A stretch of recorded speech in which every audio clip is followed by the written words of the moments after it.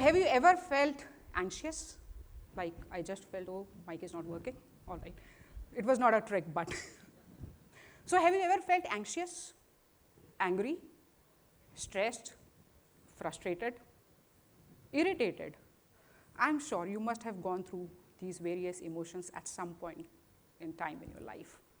And do you think that it is because that what background you come from, how much money you earn, at what stage of life you are in, what you have achieved in life, and what you have not achieved in life?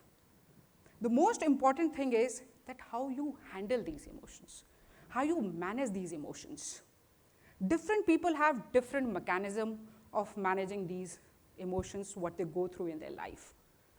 And I think the best way is the self-belief, your affirmations, your positive thoughts. And that's why we say that you become what you believe. So in my life journey, I have coined this idea of success, what I have gone through in the last 2 decades, is my 5S. And when I say 5S, so there are 5 pillars or the concept of success. And the first one is Sankalp. Sankalp means resolution. I'll build on this thought. Let me first tell you something about myself. So I am Abhilasha Gaur. I come from a humble background, born and brought up in Gurgaon, the Millennium City. I was raised in a joint family. 40 of us used to stay together under the same roof. At a very initial age, I knew that how to handle multi-generations because I was staying with my grandparents, my parents, uncles, aunts, and dozen of us, the kids in the house, and I was the second eldest. So at a very young age, I knew about the team synergies, team handling, and being the second eldest in the kids, so a pack of 12 kids at home, some leadership traits also, and which came very handy later on in my professional journey also. I did my schooling from Gurgaon and later on did my bachelor's and master's in business management. And guess what? I knew in my class 6th that I'll take up this stream, not because I was passionate about it, not because I had so much of knowledge at such a young age. Maybe it looked funny to you, but it was because that I developed a disliking for a subject, and that was mathematics. I was an average student, but the reason of dislike was not the grades, but the way of teaching. I was somehow not able to resonate with the teacher's teaching style, and that time I just figured out that till class 10th, I had to go with it, and then in class 11th, I can take commerce and then later on do my BBA and MBA. So that is how it happened. And most of the time it happens that you are at such young impressionable age that teachers make you decide that which subjects or which career you will be making once you are in school. So I had one more young tutor who was a family friend, and he used to help me and my brother in studies, the same class I'm talking about, class 6th. He was an IIT graduate, and he introduced me to a thought or a concept, and it was, I'm born to win. Can I request all of you, can you just take your phones out, open your notes app, and if you can just write, I'm a winner. So I'll be building up on this thought later on. But after the school, once I completed my undergraduate and reached to MBA. So in MBA, you must be knowing that in 3rd semester, in 2nd year, one has to choose the specialization. So there I chose to specialize in human resources. Again, the reason was one of the best faculties in our institute was in this department. But later on, I realized by end of 3rd semester when the campus placement started, that the companies who were coming for marketing and HR, there was a huge disparity in the pay packages. I mean, if I have specialized in HR and my friend in marketing, the investment was same. So why the returns are different in that case? I mean, there are only 6 to 7 subjects which we have studied different, as per the specialization in semester 3 and 4. So I literally had to go to my placement head, convinced him that allow me for sitting in the interviews for marketing. And finally, he agreed. Thankfully, I cracked the first one and joined a Swedish company as a business consultant. Now let me introduce you to the second S, and that is called Sankalp, which means, that is called Sanyam, and that means patience. Life is not like driving on a straight, smooth road. Life is unpredictable. It takes you through various upwards, downwards, curves, hairpin bends, speed breakers. And the same happened with me also. Being the eldest daughter, got married the same year when I joined my job. Married to an army officer who was posted in Ranchi, Jharkhand, and shifted there. A total shock, cultural and social shock. Grew up in the metropolitan city like Gurgaon and landing up at Ranchi, Jharkhand, imagine 2 decades back. Not only the cultural, but the job opportunities which were there that time, I mean, there's no comparison actually. So rather than sitting at home, I thought, okay, let me just go and join somewhere. I did not wanted to have a break in my career. So joined a finance company there as a branch manager, and imagine, studied, specialized in HR, did my first job in marketing, and landing in a finance company in the second job. So definitely really need to slog, need to learn about DMAT, equity, various financial portfolios and other things. So one thing came which very handy, and what we were just talking about was the reading habit. So every day it is like 45 to 60 minutes I used to read, and somehow it really helped to keep me updated rather than getting into a difficult situation while transitioning into various careers and jobs. And that's why I say that once you have a goal, so for me, I am born to win, somehow it got imprinted here. From class 6th, by the time I completed my college, and even now also, every book, first page, right-hand side corner, I used to write, I am born to win. And that becomes your second nature somehow. It is not that you'll always win, but that's how I said initially that how you manage these emotions is more important. How you come out of your setbacks, that is more important. So this Sankalp or this resolution stayed with me once I shifted there, and there is no instant recipe also for success. So one need to have patience. The challenges were not only in the professional front, where I joined this finance company, and I joined almost 1/4 of my salary. So a huge pay cut, what you get. Also at the personal front also. I was a hardcore civilian, and inducted into the army life as an army wife was a different ball game. So let's not talk about that, maybe some other day. So I think the second pillar of success for me, in my idea, is the patience. One has to keep it. If we talk about the third pillar, that is Sakaratmak Soch, the positive thoughts. It really helps. So raised my 2 kids,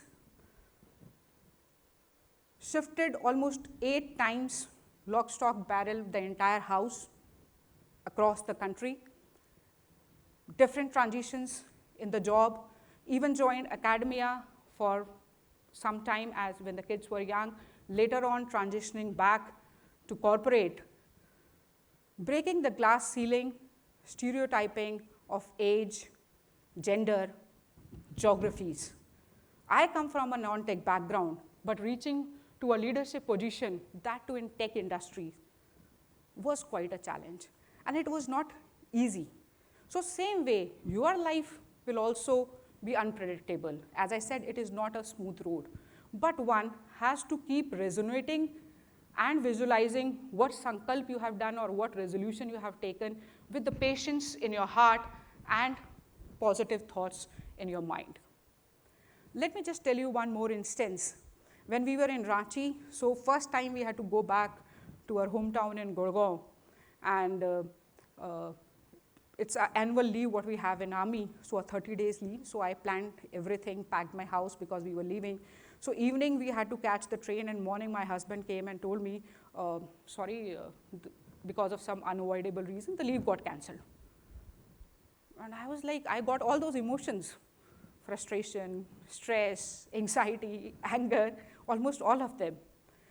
That time I didn't understood what he said, and as a Fauji husband, he told me कि जाने के लिए भी तैयार and ना जाने के लिए भी तैयार. I was like, what is this? So you have to be ready for doing something and not ready. I mean, ready for not doing also and not doing also. And that's why later on I realized that successful people are not those who plan ahead, but successful people are those who plan for setbacks, for failures, for the unpredictable things which might come in. So I think so that positive thoughts have to be there in mind. Let me ask you, how many of you stand in front of mirror, I mean, once you go out of your house, maybe for your school, college, or your workplace? Once you look yourself in the mirror, what do you ask? How am I looking? Yes, and trust me, the self-image what you create in front of mirror, and you negate the negative energies, that is this color matching, how am I looking fine? So if you feel that you are confident, the same energy will flow throughout the day. You will feel good throughout the day. So I think it is very, very important that you must stand in front of mirror and say, hey, I am looking good, I am confident. And the same energy will be there, just like the perfume what you have sprayed will follow you in all your tasks in the day. So let me introduce you to the fourth pillar now. And the fourth pillar is support, sahyog. You are not alone in your life journeys. You have your parents, your spouse, your kids, your family, your friends, even your colleagues. Do you think once you reach the top of your career and you are alone, will you be happy? So I think success with happiness is a good recipe in that case. But yes, sometimes I often hear people talking about that if a woman has to be successful and to climb the ladder of her career, then the ecosystem, the people around need to be really supportive. But trust me, it is same for men also. So that ecosystem has to be created, not for women, but for men. And that is how, once you really require the inner peace and happiness with your success, so sahyog is very, very important. So that support is required. So now I have told you the 4 principles already. So the first one was your sankalp, the resolution. Second was you have to have patience, that is sanyam. Third was positive thoughts in your mind to navigate through various challenges, and that is sakratmak soch. And fourth is support or sahyog from all the people who are there in the ecosystem. And to club all 4 and align, the 5th principle is samavesh. Samavesh means inclusiveness. Aligning all these 4 principles together, aligning all your thoughts and your actions together. You might have heard the phrase from Upanishads, aham brahmasmi. To simplify it for you, aham means I. Brahma is the principal consciousness or the ultimate reality. Asmi is am. So it is your individual self, how you relate it to, how you resonate it to the ultimate energy of the universe. So that's why sometimes we say that you can create your own destiny. So when you believe that aham brahmasmi, I can do it for myself. Maybe the world is having different forces around me, but yes, I can do it. Change is inevitable. Change is constant. You can't fight with it. It is not a fairy tale life what you will go through. But let me come back to the point. Can you just take out your phones again and read what you have written in the initial thing? So you wrote, I am a winner or I am born to win. Imagine the same thought if every young child, while growing up, they have in their mind that I am born to win. I mean, it's not about themselves, but the transformation what they can get for our developed nation, the Viksit Bharat, what we are envisioning that in 2047, once we complete 100 years of independence, our nation should be a developed nation. You might be knowing that the kids who are born in January 2025, they are the beta generation. And these are the kids who will be entering the workforce of the developed nation. So do you think we need to change something in our education system?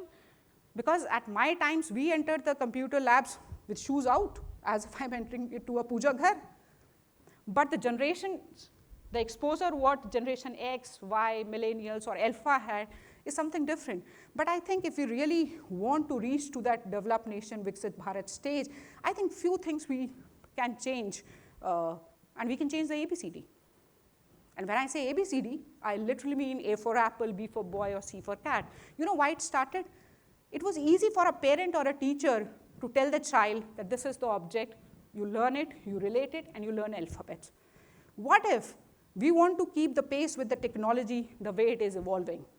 So A for artificial intelligence, B for blockchain, C for cyber or cloud, D for data science, I for IoT, or S for sensors. And trust me, it will not be difficult. You can tell a child that once you go somewhere and the door opens, the glass door opens. Once you put your hand under a tap and the water flows, that's IoT or a sensor. Once you are speaking to Alexa and asking choice of your songs or poems, that's machine learning. Once you are playing a song from your phone to a speaker, that's Bluetooth. So maybe the basic fundamentals of these technologies can be taught to kids in the pre-primary level. And just imagine the kind of horizon, the vision they will be able to explore once they'll grow up. It's unmatchable. And that is how we transform not only self, but the nation as a whole. So in a nutshell, if I talk about, then as I said, that life is not a smooth journey. What we need to do, maybe we need to have your own affirmations, your own resolutions. Don't think that you are late. You are in 20s or 40s, and now it is too late. But today also, you can find out your calling, that this is what I want to believe. And in the end, I'll only say what Buddha said, that what you believe, you become. What you feel, you attract. What you imagine, you create. So create a world which is good for us, which is good for our country, because we are born not to lose, we are born to win. Thank you so much.